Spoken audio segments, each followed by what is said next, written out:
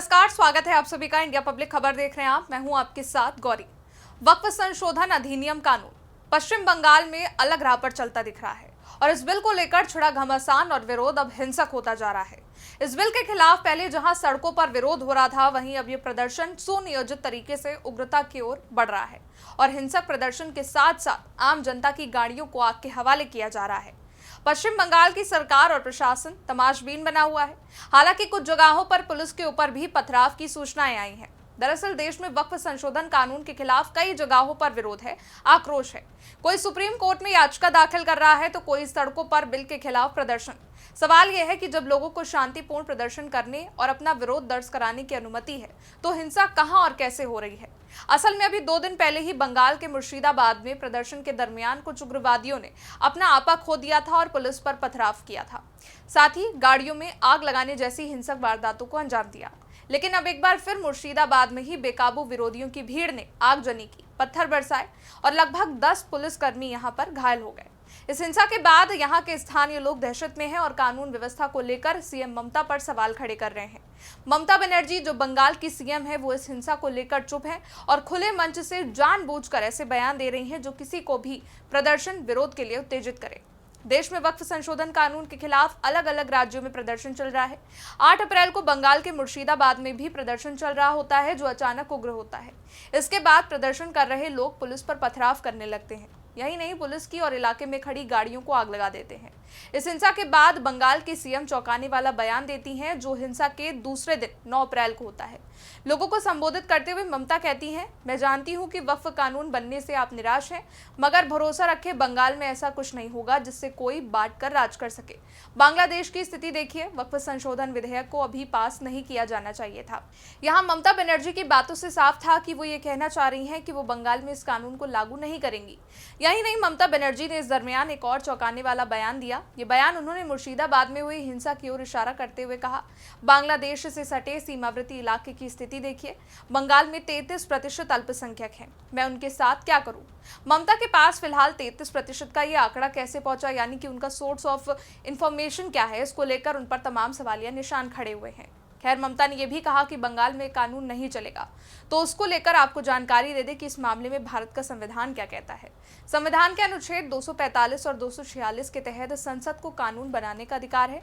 अगर संसद द्वारा बनाया गया कानून संघ सूची यानी यूनियन लिस्ट या समवर्ती सूची यानी कंकरेंट लिस्ट के विषय से संबंधित है, तो राज्यों को इसे लागू न करने का अधिकार सीमित होता है। वक्फ एक केंद्रीय विषय है। वक्फ को भारतीय संविधान की समवर्ती सूची में शामिल किया गया है, जिसका अर्थ है केंद्र और राज्य दोनों इस पर कानून बना सकते हैं। हालांकि यदि केंद्र सरकार कोई कानून बनाती है तो राज्यों के पास उसे चुनौती देने या उसका पालन न करने का अधिकार नहीं होता, जब तक कि संविधान में कोई विशेष प्रावधान न हो। यदि संसद ने वक्फ प्रबंधन या वक्फ संपत्तियों से संबंधित कोई नया कानून पारित किया है तो उसे लागू करना राज्य सरकारों का दायित्व होता है। खैर, बात करें बंगाल में दोबारा से भड़की हिंसा की, तो कल जुमे की नमाज के बाद एक बार फिर मुर्शिदाबाद में दंगा भड़का। वक्फ कानून के विरोध के दौरान मुर्शिदाबाद, नॉर्थ 24 परगना और मालदा में स्थिति बिगड़ी। प्रदर्शनकारियों ने NH-12 पर सरकारी बसों और वाहनों में आग लगाई, पुलिस पर पथराव किया। यही नहीं, पुलिस पर क्रूड बम फेंके, जिसके बाद हिंसा को रोकने के लिए पुलिस ने प्रदर्शनकारियों पर आंसू गैस के गोले दागे। इस पूरी हिंसा में 10 पुलिसकर्मी घायल हुए। हंगामे के बाद हाईवे, रेल ट्रैफिक रोका गया। साथ ही हंगामे वाले इलाकों में इंटरनेट भी बंद किया गया। केवल मुर्शिदाबाद नहीं, बल्कि मुर्शिदाबाद के अलावा डायमंड हार्बर के अमतला चौराहे पर भी प्रदर्शन कर रही मुस्लिम भीड़ ने दिन दहाड़े एक पुलिस वाहन में तोड़फोड़ की थी। वेस्टर्न रेलवे ने बताया कि अजीमगंज न्यू फरक्का सेक्शन में दोपहर 2:46 पर लगभग 5000 लोगों की भीड़ ने धुलियांगा स्टेशन के पास ट्रैक जाम कर दिया था, जिसके बाद भीड़ और स्थिति पर काबू पाने के लिए बीएसएफ की मदद ली गई। इस वक्त भी स्थिति को काबू में रखने के लिए बीएसएफ को तैनात किया गया है। दोबारा भड़की हिंसा को लेकर बंगाल के राज्यपाल सीवी आनंद बोस ने गृह मंत्री अमित शाह से बात की। इसके साथ राज्य सरकार मुर्शिदाबाद, मालदा और दक्षिण 24 परगना जिलों के संवेदनशील इलाकों में उपद्रव के लिए जिम्मेदार उपद्रवियों के खिलाफ एक्शन लेने के निर्देश दिए।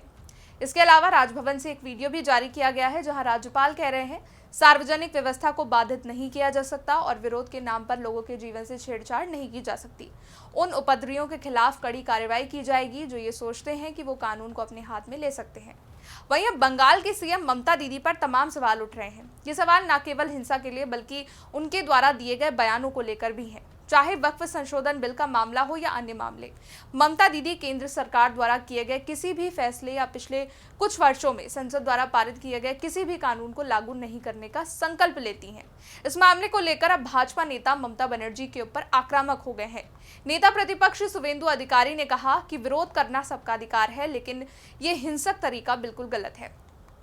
शुवेंदु अधिकारी ने कहा, अगर कोई विरोध करना चाहता है तो शांतिपूर्ण तरीके से करे, लेकिन जो कुछ मुर्शिदाबाद में हुआ वो सही नहीं है।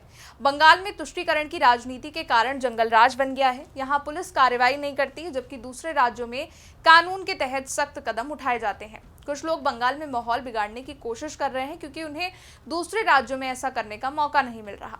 पुलिसकर्मी खुद को बचाने के लिए मस्जिदों की शरण ले रहे हैं। राज्य में संविधान के अनुसार शासन चलाने की कोई मंशा नहीं चल रही है, केंद्र को हस्तक्षेप करना होगा। इस क्रम में भाजपा सांसद प्रवीण खंडेलवाल ने कहा, पश्चिम बंगाल सरकार अराजकता को रोकने में असमर्थ या अनिच्छुक है। जिस तरह से राज्य में अभिव्यक्ति की स्वतंत्रता को दबाया जा रहा है और वहां की सरकार कुछ नहीं कर रही, ये चिंताजनक है। राज्य सरकार को हिंसा फैलाने वालों के खिलाफ जल्द कार्रवाई करनी चाहिए। इससे मुख्यमंत्री के कामकाज पर सवाल उठता है कि क्या राज्य सरकार चुपचाप देखकर ऐसी गतिविधियों को बढ़ावा दे रही है। यही नहीं, बीजेपी आईटी सेल के प्रमुख अमित मालवीय ने मुख्यमंत्री ममता बनर्जी पर गंभीर आरोप लगाते हुए कहा कि वो बंगाल को दूसरा बांग्लादेश बनाना चाहती हैं। बीजेपी आईटी सेल के प्रमुख अमित मालवीय ने मुर्शिदाबाद में हुई हिंसा पर ममता बनर्जी पर सरकार पर हमला बोला है। उन्होंने कहा, ममता बनर्जी को सत्ता में बनाए रखने के लिए बंगाल को इसकी बड़ी कीमत चुकानी पड़ रही है। वो राज्य को दूसरा बांग्लादेश बनाना चाहती हैं। ये बयान उस समय आया जब वक्फ कानून के खिलाफ प्रदर्शन के दौरान मुर्शिदाबाद में हिंसा भड़की। बीजेपी का कहना है कि ममता सरकार की तुष्टीकरण की राजनीति की वजह से राज्य में कानून व्यवस्था बिगड़ती जा रही है। यही नहीं, और भी तमाम नेताओं द्वारा ममता सरकार पर सवाल किए जा रहे हैं, जो स्वाभाविक है। बंगाल में दिन पर दिन विरोध जिस प्रकार से हिंसा का रूप ले रहा है, विरोध के नाम पर जहां कानून को हाथ में लेने का काम किया जा रहा है, वहां प्रदेश की सीएम चुप्पी साधे हैं। जब आपको शांतिपूर्ण और लोकतांत्रिक रूप से प्रदर्शन करने की आजादी है, तब जानबूझकर सुनियोजित तरीके से विरोध की आड़ में दंगा भड़का रहे लोगों पर आखिर कार्रवाई क्यों नहीं की जा रही? क्यों सीएम ममता जो सेकुलर होने की बात करती हैं, वो ऐसी तकरीरें दे देती हैं जो विरोधियों को उत्तेजित कर दे, और जब उनके ही प्रदेश में उनके रहते पुलिस पर पत्थर बरसाए गए तो वो चुप रहती हैं? ये तमाम सवाल हैं जो टीएमसी से ममता बनर्जी से पूछे जा रहे हैं, क्योंकि अब तक हिंसा कर रहे अपराधियों पर कोई कार्रवाई को लेकर या एक्शन को लेकर उन्होंने कोई भी बयान नहीं दिया है। इस रिपोर्ट में फिलहाल के लिए इतना ही। देश दुनिया की बड़ी खबरों के लिए देखते रहिए इंडिया पब्लिक खबर।